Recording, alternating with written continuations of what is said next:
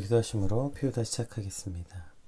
하나님, 오늘도 주의 말씀 앞에 우리에게 서게 하시고 또 계속해서 묵상되어지는 성막의 규례를 통하여서 오늘도 이 땅에 여전히 똑같은 원리와 원칙으로 적용돼야 하는 하나님 앞에 나아가는 하나님의 백성들의 태도와 또 하나님 앞에 나아간 하나님의 백성들이 어떻게 살아야 하는지 주님 동일한 의미로 또 동일한 원리로 오늘 우리 삶을 이끌어 가시는 하나님의 음성을 듣게 하시고 또 하나님의 그 섭리를 알게 하시고 또 그 섭리 안에 기쁨으로 즐겁게 달려나가는 주님 또 오늘 하루가 되게 하여 주시옵소서. 오늘도 하나님의 말씀이 우리 영혼을 살게 하면 믿사오니 주님 말씀을 통하여서 우리를 인도하시고 그 말씀을 통하여서 회복되는 것이 무엇인지 체험하는 아침이 되게 하여 주시옵소서. 감사합니다. 예수님 이름으로 기도드립니다. 아멘. 오늘 본문은 오늘은 이제 먼저 본문을 읽지 않고 같이 읽으면서 이야기를 좀 나눠볼게요. 그래서 오늘은 그 분향단과 그 생명의 속전에 관한 내용이거든요. 그래서 이제 먼저 이제 1절부터 10절까지 분향단에 관한 이야기가 나오고 11절에서 16절까지는 속전. 그러니까 너희가 그 모든 이스라엘 백성들이 그 생명의 속전. 그래서 그것을 이제 얼마를 돈 있는 사람이 없는 가난한 사람이 모두 함께 드려라. 이제 속전에 관한 내용, 이 두 가지의 내용입니다. 먼저 같이 그러면 제가 지난번처럼 말씀과 그림을 같이 띄워서 한번 볼게요. 그러시는 게 훨씬 더 이해하시기가 쉬울 것 같아서요. 그래서 분향단의 모습에 관해서 한번 같이 살펴보면 좀 더 쉬울 것 같아요. 한번 살펴보겠습니다.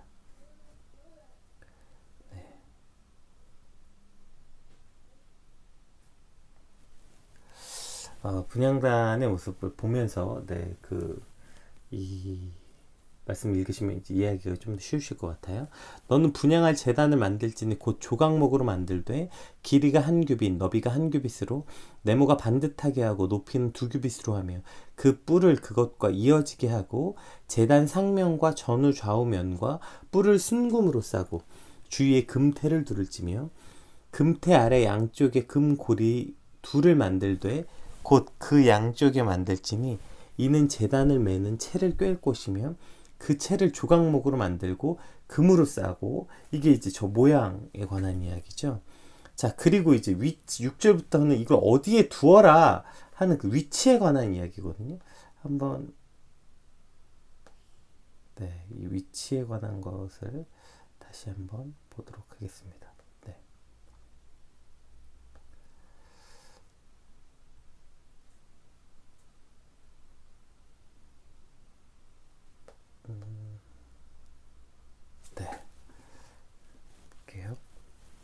그 제단을 증거궤 위 속죄소 맞은편 곧 증거궤 앞에 있는 휘장 밖에 두라. 그 속죄소는 내가 너와 만날 곳이며 아론이 아침마다 그 위에 향기로운 향을 사르되 등불을 손질할 때에 사를지며 또 저녁 때에 등불을 켤 때에 사를지니 이 향은 너희가 대대로 여호와 앞에 끊어지지 못할 것이며 너희는 그 위에 다른 향을 사르지 말며 번제나 소제를 드리지 말며 전제수를 붓지 말며 아론이 1년에 한 번씩 이 향단 뿔을 위하여 속죄하되 속죄의 피로 1년에 한 번씩 대대로 속죄할지니라. 이 제단은 여호와께 지극히 거룩하니라. 이렇게 되어 있죠. 그러니까 지금 그 1절부터 5절까지는 이 모양, 그리고 그 뒤에는 이 어디에 있는지, 이 속죄소가 어디에 있는 것인지 이제 그것에 대해서 나온 말씀이죠. 그래서 그림을 일단 보시면 이것이 어디에 있는 어떻게 생겼고 또 그 성막 위치 안에서는 어디에 있는 것인지 이제 보여주는, 그래서 그림을 보시면 이렇게 되어 있죠. 이게 이제 나타나는 말씀입니다. 그러니까 오늘 본문의 그 분향단이 가지는 아주 중요한 의미가 이제 사실 저 분향단이 가지고 있는 모양보다는 저 분향단의 위치와 그 분향단이 가지고 있는 그 분향단을 어떻게 하나님께 드려라라는 이 방법이 사실 훨씬 더 중요한 의미를 갖게 되거든요. 한번 이제 보시면 이 분향단이 가지고 있는 아주 중요한 의미가 아까 이제 우리가 그림에서 지금 잠깐 살펴보았던 것처럼 이 분향단의 위치예요. 이게 어디 있냐면 지금 보시면 이제 여기 있어요. 그 제단을 증거궤 위 속죄소 맞은편 곧 증거궤 앞에 있는 휘장 밖에 두라. 그 속죄소는 내가 너와 만날 곳이며 이제 이렇게 돼 있죠. 우리가 그동안 성막의 구조에 대해서 보았잖아요. 성막 구조가 이제 이렇게 생겼잖아요. 그럼 성막 뜰이 있고 번제단이 있고 번제단 지나면 이제 여기부터 이제 제사장들이 들어갈 수 있죠. 성소에. 근데 성소가 있고 그 성소 앞에 또 지성소, 휘장으로 가려져 있는 지성소가 있는데 지금 그 분향단은 어디 있는 거냐면 그 지성소 앞에 이렇게 있는 거예요. 그래서 그 이렇게 휘장으로 가려져 있죠. 저 앞에 이제 뭐지 속죄소와 언약궤 위에 덮개를 덮고 그 위에 속죄소가 있는데 거기서 하나님께서 이스라엘 백성을 만나시겠다. 그래서 지성소는 어떤 곳이었냐면 하나님이 임재하시는 곳. 그러니까 사실 이 성막 전체가 가지고 있는 의미는 저 지성소를 향한 것이죠. 지성소에서 하나님이 이스라엘 백성을 만나시겠다 말씀하셨기 때문에 그 지성소가 곧 하나님이 계신 곳이었다고요.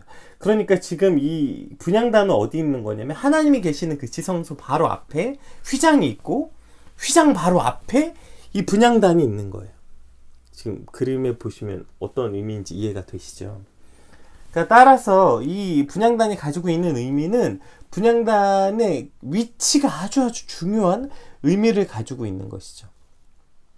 그러니까 성막 전체가 하나님이 이스라엘을 만나고 이스라엘 중에 거하시기 위한 장소였지만 그 중에서 특별히 지성소에 하나님이 계신다고 그곳에서 이 백성들을 만나겠다고 출애굽기에 말씀하셨기 때문에 지성소 앞에 나아갈 때 막 방울 달고 나아갈 만큼 두렵고 조심스러웠지만 조심스러웠던 것도 그곳에 하나님이 계신다고 믿었기 때문이죠. 자, 그런데 그 분향단이 바로 그 성소와 지성소를 구분짓는 휘장 바로 앞에 분향단이 있는 거예요.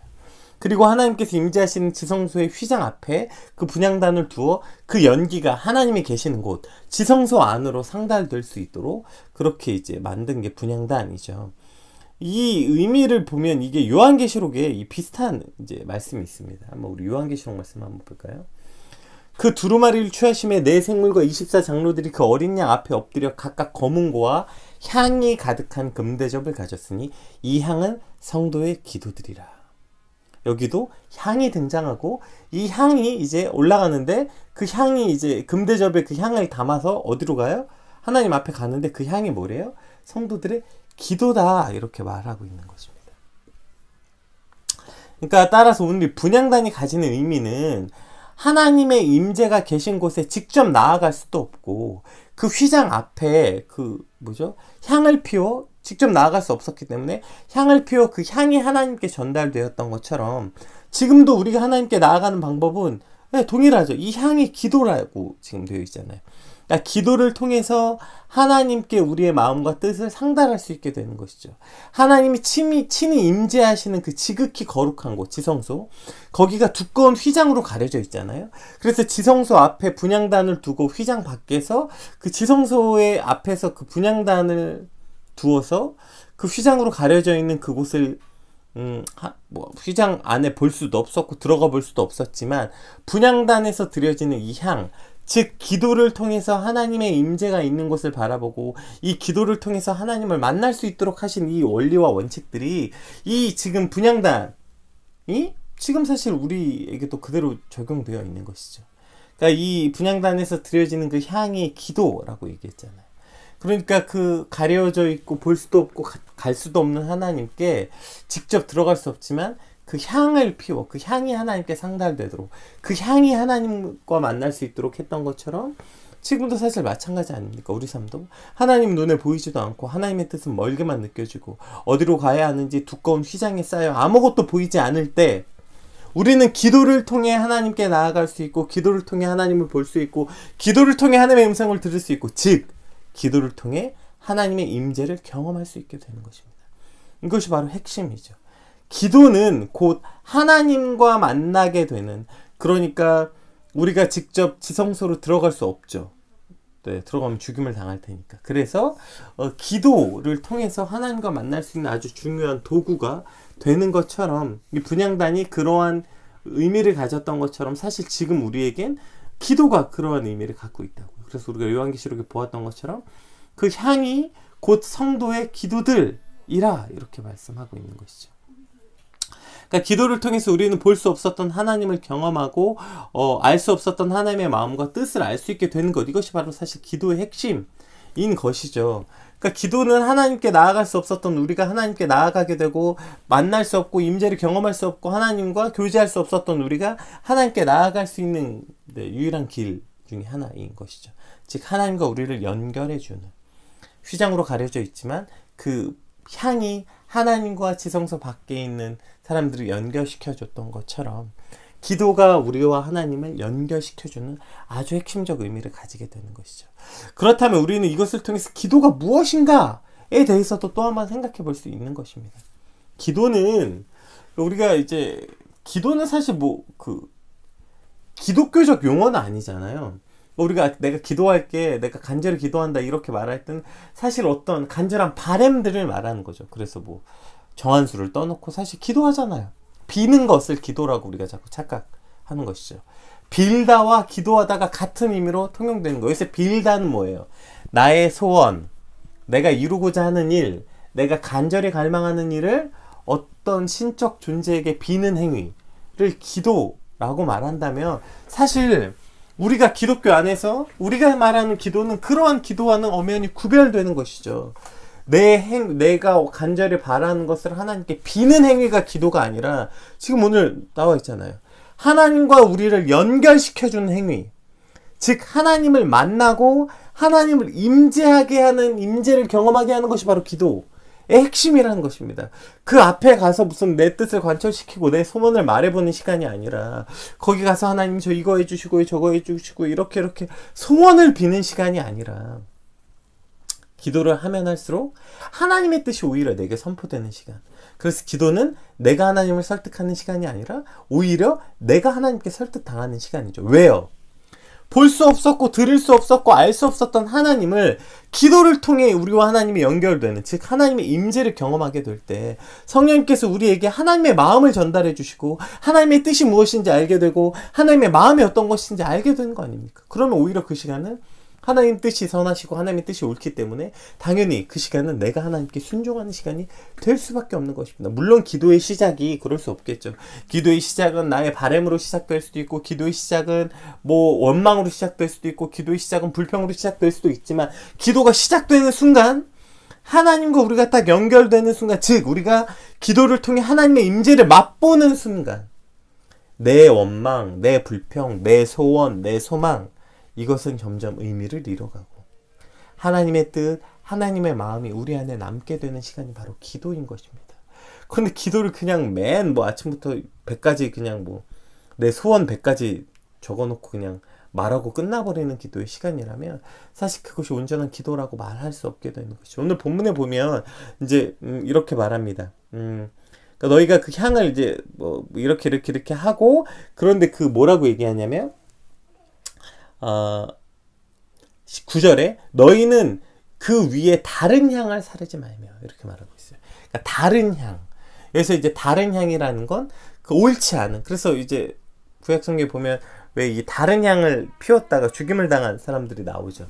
그러니까 하나님께 올려지는 이 향이라는 것은 이 온전한 방법, 하나님이 말씀하시고 하나님이 정해주셨던 방법대로 그 향을 정해주신 것만 피워야 하는데, 잘못된 다른 향을 피우는 것, 그것을 하지 말라고 말하고 있는 것이죠. 그러니까 사실 우리의 기도가 이렇게 왜곡될 때 그것이 마치 다른 향을 사르는 것 같은 일이 되는 거 아닙니까? 그러니까 우리가 만약에 하나님 앞에서 드려져야 되는 온전한 기도, 그것이 하나님과 내가 기도를 통해서 연결되고, 기도를 통해서 하나님과 내가 하나님의 임재를 경험하는 것이 기도의 핵심인데, 이것이 왜곡되어서 마치 내 소원을 말하는 시간, 무슨 성토 대회처럼 기도가 되어버린다면 그것은 마치 다른 향을 사르는 것과도 비슷한 일이 일어나는 것입니다. 따라서 기도는 그 하나님과 내가 연결되는 아주 중요한 가치를 가진 것이기 때문에, 그렇게 해서 그것 때문에 우리가 기도하라고 그렇게 수없이 말하는 것입니다. 기도를 통해서 네 소원을 이루어야 돼서 기도해라, 응답받기 위해서 기도를, 그놈의 응답, 자꾸 그 잘못 혼용해서, 기도의 응답이 뭐예요? 하나님의 뜻이 이 땅에 성취되는 게 기도의 응답이지, 내 뜻이 하나님께 이루어지는 게 기도의 응답이 아니죠. 근데 뭐 응답받는 기도, 뭐 응답받는 비밀, 자꾸 이것을 그 잘못 혼용하고 있기 때문에 이러한 일들이 일어나는 것입니다. 그래서 이제 이 방법, 자 이것이 이제 분향란이 가지고 있는 위치의 의미였다면, 자 방법을 보세요. 그럼 왜 이렇게 얘기하셨어요? 우리가 그 한번 8절부터 다시 한번 봅시다. 말씀을. 네.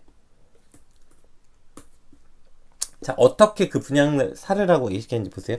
또 저녁 때 등불을 켤 때 사를지니 이 향은 너희가 대대로 여호와 앞에 끊어지지 못할 것이며 너희는 그 위에 다른 향을 사르지 말며 번제나 순제를 드리지 말고 전제수를 붓지 말고 아론이 1년에 한 번씩 이 향단의 뿔을 속죄하되 속죄 피를 1년에 한 번 대대로 속죄해라. 이 제단은 여호와께 지극히 거룩하니라.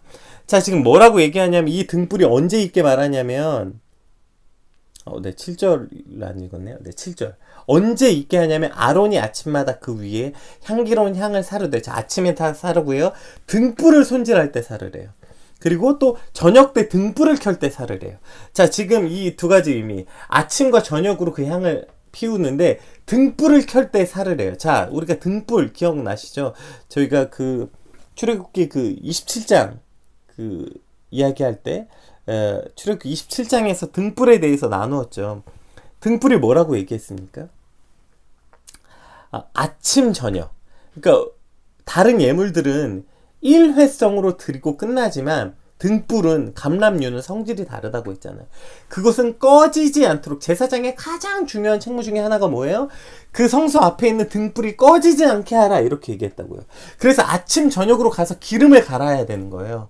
그러니까 절대로 꺼지지 않도록, 기름이 떨어지지 않도록 매일매일 아침 저녁으로 등불에 가서 감람류를 채워야 되는 거죠.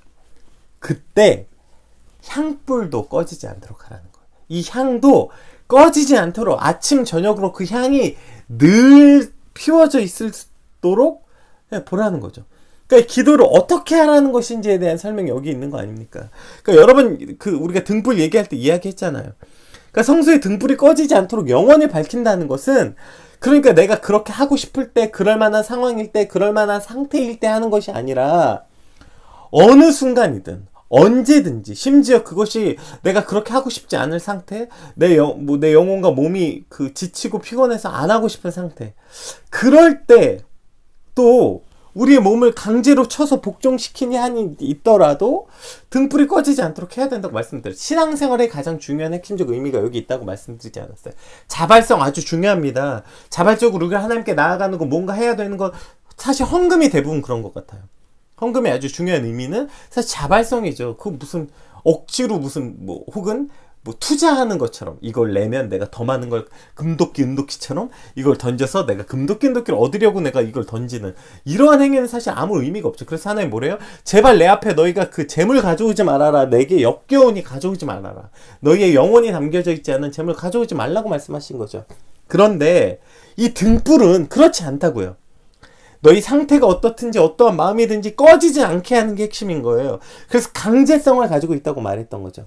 이것이 그 신앙생활에 아주 중요한 또 요소라고 그때 말씀드렸죠. 근데 기도도 이와 같다는 거예요. 기도도 언제 그 향불을 언제 피라고 그랬어요? 등불을 켤 때 사르고, 아침에 등불을 켤 때 사르고, 저녁에 등불을 켤 때 사르래요. 그러니까 이것도 역시 강제성을 가지고 있는 것이죠. 우리가 기도에 대해서 굉장히 많이 착각하는 것 중에 하나가 이거죠. 기도할 상태가 아니에요 라고 자주 말하는 것. 오늘은 제가 기도할 상태가 아니다. 기도가 안 된다. 이런 말을 우리가 종종 자주 하게 되는 것 같아요. 그런데 얘기했죠. 등불은 그것이 되거나 자발적으로 할 때 하는 것이 아니라 명령이 언제든지 켜 있게 하라. 이것이 그렇게 한다면 기도도 마찬가지죠. 기도가 우리가 될 때가 있고 안 될 때가 있고 뭐 그런 게 핵심이 아니라, 기도는 그냥 늘 아침 저녁으로 등불이 켜져 있어야 하는 것처럼, 그것이 등불이 켜져 있어야 우리 영혼이 어둠에 잠식되지 않는 것처럼, 그 향이 하나님과 우리의 임재, 즉 하나님과 우리의 연결이라고 말했잖아요. 그렇기 때문에 그 기도가 언제나 끊어지지 않아야 된다 말하는 것이죠. 우리가 시간을 정해놓고 뭐 아침에 이렇게 지금 피우다처럼 나와서 하나님의 말씀을 묵상하고, 그리고 기도하는 시간, 공예배에서 기도하는 시간, 저녁 때 또 시간을 따로 떼어서 하나님과의 기도하는 시간, 이것도 아주 중요하고 반드시 있어야 되는 거지만 이것뿐 아니라 우리가 우리 삶 가운데서 매일매일 매 순간 그것이 말씀을 묵상하는 일이든 찬양을 하는 일이든 순간순간 드는 감정을 기도하는 일이든 즉 하나님과 끊임없이 연결되는 것. 기도의 핵심이 이거라고 했잖아요. 하나님의 임재를 경험하는 것. 그래서 우리가 데살로니가전서 5장에 항상 기뻐하고 쉬지 말고 기도하라. 이것이 하나님의 뜻이라니까요. 이것이 하나님의 뜻이라고. 쉬지 말고 기도하는 것. 이것이 뭘 뜻해요? 항상 기뻐하고 쉬지 말고 기도하고 범사에 감사하는 것. 즉 하나님과 계속 연결되어 있는 상태. 우리 삶 속에서 계속 하나님을 묵상하고 하나님을 기억함으로 하나님의 임재를 계속해서 경험해 있는 상태. 이것이 바로 핵심이죠. 그리고 제가 요한복음에서 자주 말하는 것처럼 나는 포도나무여 너희는 가지이니 너희가 나를 떠나서는 아무것도 할 수 없다. 가지가 포도와 떨어지는 순간 가지는 그냥 죽어가고 있는 것입니다. 가지는 죽는 것이죠. 그래서 이 기도는 너희가 쉬지 말고 언제나 해야 되는 일은 그것은 어떤 의미를 갖는 게 아니에요. 제가 기도할 때 이제 이런 예를 자주 사용하는데 보세요.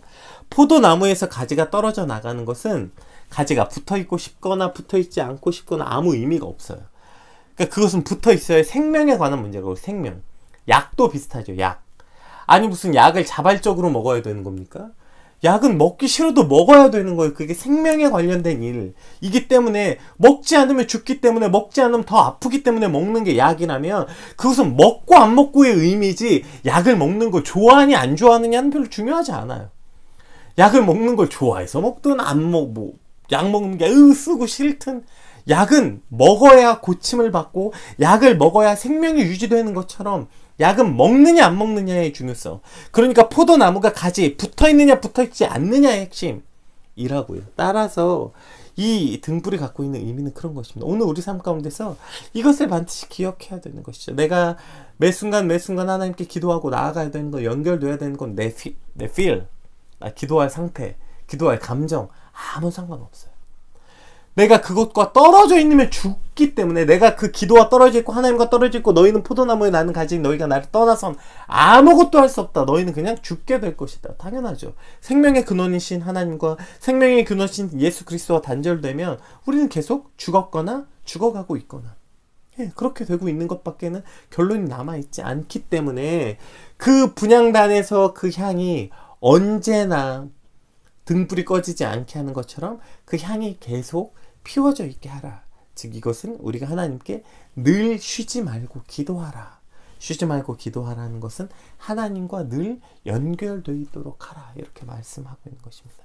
오늘 저와 여러분의 삶이 이렇게 하나님의 임재를 계속해서 경험하고 하나님을 기억하고 하나님을 묵상하고 하나님께 계속 나가는 일이 멈춰지지 않아서 우리 삶의 모든 순간들이 하나님을 계속해서 기억하는 것, 하나님과 떨어지지 않는 것, 하나님과 계속 연결되어 있는 상태.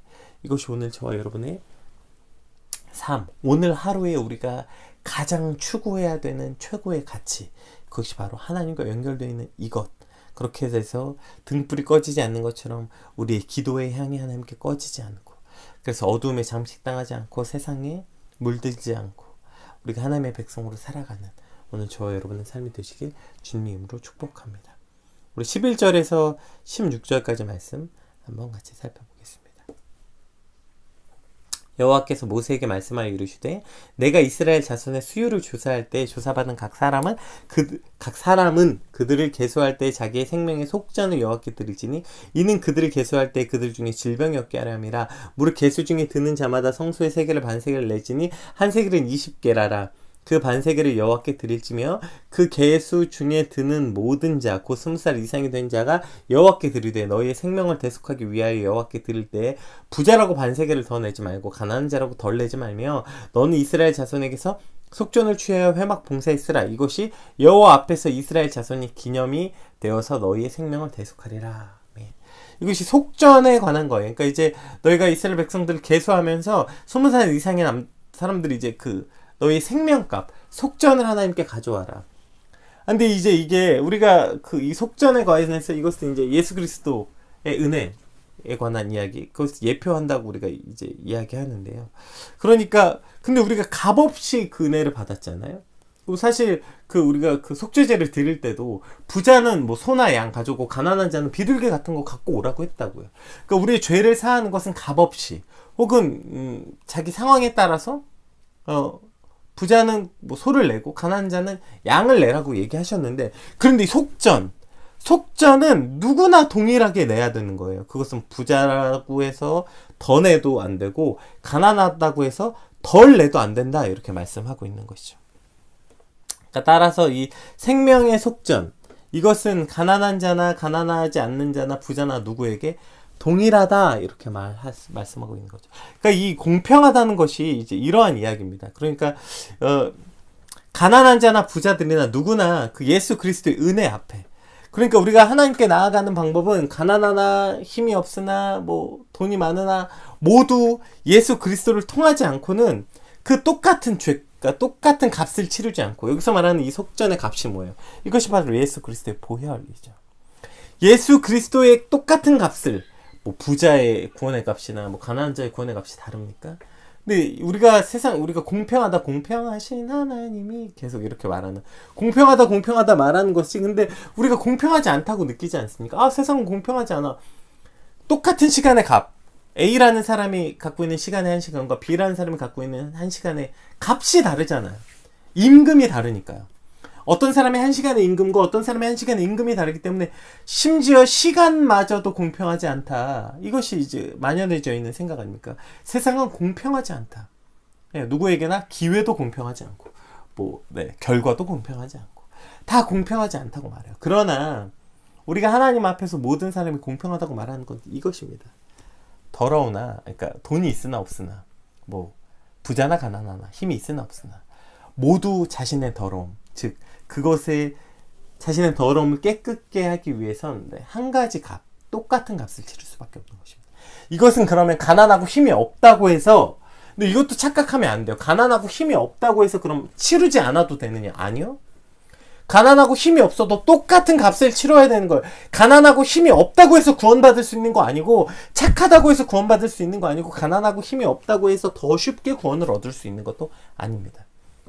거꾸로 힘이 있다고 해서, 부자라고 해서 그 힘을 이용해서 부자라는 권력을 통해서 구원을 얻을 수 있는 게 아니죠.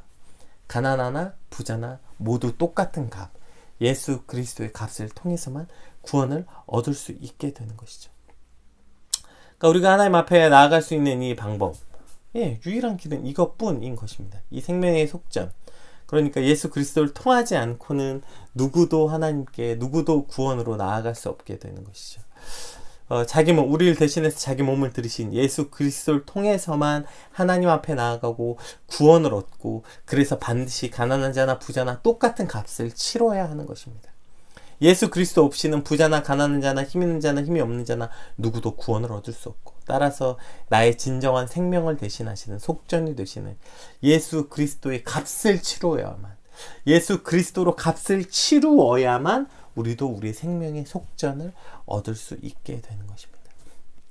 이것은 또다시 아까 이야기와 또 연결되는 것 같아요. 결국 내가 예수 그리스도를 통해서 예수 그리스도와 연결될 때 우리가 생명의 값, 그러니까 우리의 구원을 얻을 수 있는 것처럼, 따라서 오늘도 우리가 살아갈 수 있는 그것이 우리의 영혼의 천국에 들어가는 구원을 말하는 것이기도 하지만, 이것은 비단 그것뿐입니까? 동일한 원리와 원칙 아닙니까? 이 땅에 살아가면서 겪게 되는 위험과 위협, 고난과 고통, 오늘 우리 앞에 산적해 있는 모든 문제들 역시 마찬가지예요. 사실은 그게 힘이 있고 능력 있는 사람은 더 쉽게 그 일을 해결하는 것 같지만, 그 안에 고통의 문제를 돈으로 어떻게 해결합니까? 그럼 돈 있으면 병이 안 걸립니까? 돈 있으면 가정의 화목이 깨질 때 덜 고통받습니까? 인간이 가져야 하는 이 고통의 문제, 이 고난의 문제, 그건 돈이 있거나 힘이 없거나 똑같습니다. 무슨 권력 있으면 병이 안 걸립니까? 권력 있으면 실연의 아픔을 안 겪습니까? 권력 있으면 가정의 이 사람과의 관계 갈등의 문제에서 상처를 안 받습니까? 그러니까 결국에 가져야 되는 그 인간이 가져야 하는 고통의 무게는 오직 예수 그리스도를 통해서만 해결될 수 있는 거 아닙니까? 따라서 오늘 우리 삶 가운데서 내가 붙잡아야 되는 거, 그래서 주님이 필요합니다. 주 없이 살 수 없습니다. 1분 1초도 내가 주님과 연결되지 않으면 주님 살 수 없습니다. 나는 오직 주님으로만 살게 됩니다. 그래서 의인은 믿음으로 살리라 말씀하셨던 그 삶의 방식이 오늘 우리의 삶의 방식이 되길 소망합니다.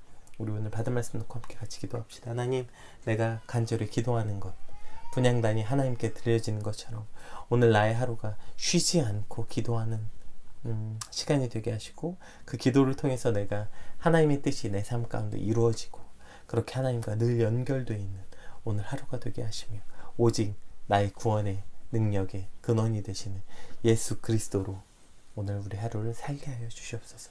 우리 받은 말씀 놓고 함께 같이 기도하겠습니다.